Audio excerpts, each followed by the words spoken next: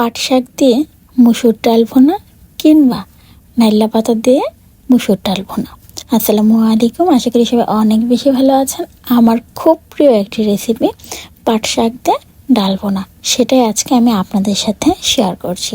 শুরুতে চুলায় প্যান বসিয়ে নিয়েছি, পরিমাণ মতো তেল দিয়ে দিচ্ছি। তেল গরম হওয়ার পর দিয়ে দিচ্ছি মাঝারি সাইজের একটি পেঁয়াজকে কুচি করে নিয়েছি, সম্পূর্ণটা দিয়ে দিচ্ছি। এখানে একটু হালকা করে ভেজে নেব কালার চেঞ্জ হওয়া পর্যন্ত। এবার উপর থেকে একটু ছিটিয়ে দিচ্ছি আস্ত জিরা, একটু আলতো করে নাড়িয়ে নিচ্ছি। দিয়ে দিচ্ছি 4-5টি কাঁচামরিচের ফালি। আমি এখানে 2 কালারের কাঁচামরিচ ব্যবহার করেছি, আপনারা চাইলে 1 কালারটাও করতে পারেন। 1 চামচ আদা রসুন বাটা দিয়ে দিলাম। এবার ভালো করে নাড়িয়ে চেড়ে নিচ্ছি। এবার দিয়ে দিচ্ছি 1 চামচ মরিচ গুঁড়ো, 1 চামচ হলুদ গুঁড়ো। সেটাকে খুব ভালোভাবে মিশিয়ে নেব। যেহেতু এখনও কোনো পানি ব্যবহার করিনি, তাই ভালোভাবে নাড়িয়ে নিচ্ছি। এবার অল্প পরিমাণ পানি অ্যাড করে দিলাম, ভালোভাবে নাড়িয়ে চাড়িয়ে নিচ্ছি। এবার অ্যাড করে দিচ্ছি 1 চামচ লবণ। শুরুতে আমি লবণের পরিমাণটা কমিয়ে দিয়েছি, পরবর্তীতে টেস্ট করে দেখব, লাগলে আবার লবণটা অ্যাড করে দেব।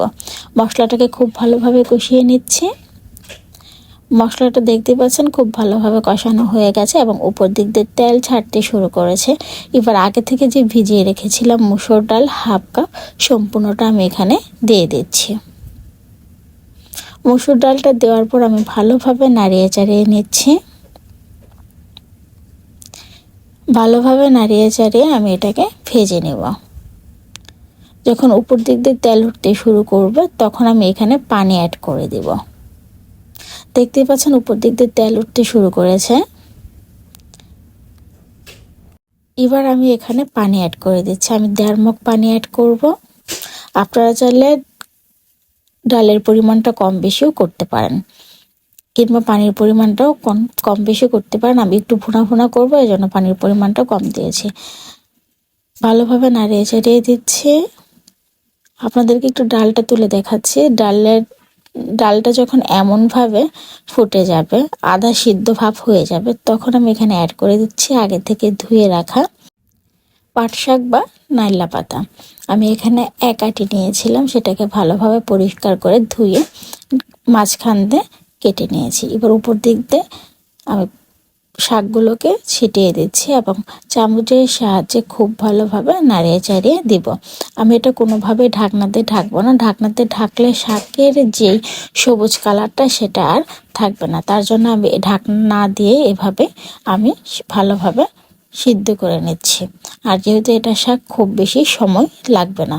আমি আরেকটি প্যান বসিয়ে নিলাম, দিয়ে দিচ্ছি সয়াবিন তেল। তেল গরম হওয়ার পর দিয়ে দিচ্ছি শুকনো মরিচ। আমি এখানে 4টি শুকনো মরিচ নিয়েছি, সেটাকে ভালো করে হাতের সাহায্যে ছিঁড়ে নিয়েছি। কালার চেঞ্জ হতে হতে দিয়ে দিচ্ছি পেঁয়াজ কুচি, সেই সাথে রসুন কুচি।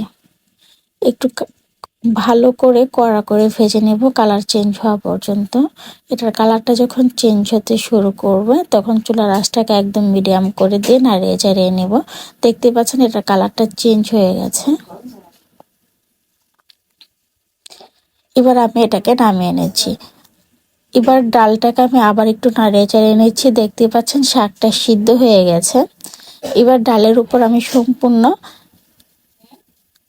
যে পেঁয়াজ মরিচের বাগারটা রেডি করেছিলাম, সম্পূর্ণটা দিয়ে ঢাকনা দিয়ে ঢেকে দিচ্ছি।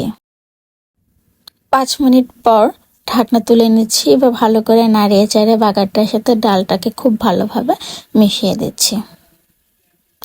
আমি ঢাকনা দিয়ে ঢেকে দেওয়ার কারণ হচ্ছে বাগারের যে সুন্দর একটি স্মেল আছে, সেটা যেন না চলে যায়, তার জন্য ঢাকনা দিয়ে ঢেকে রেখেছি।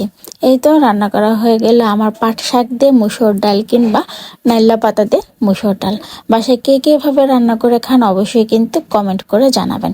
ভিডিওটি ভালো লাগলে লাইক কমেন্ট শেয়ার, সেই সাথে আমার চ্যানেলটি সাবস্ক্রাইব করতে ভুলবেন না।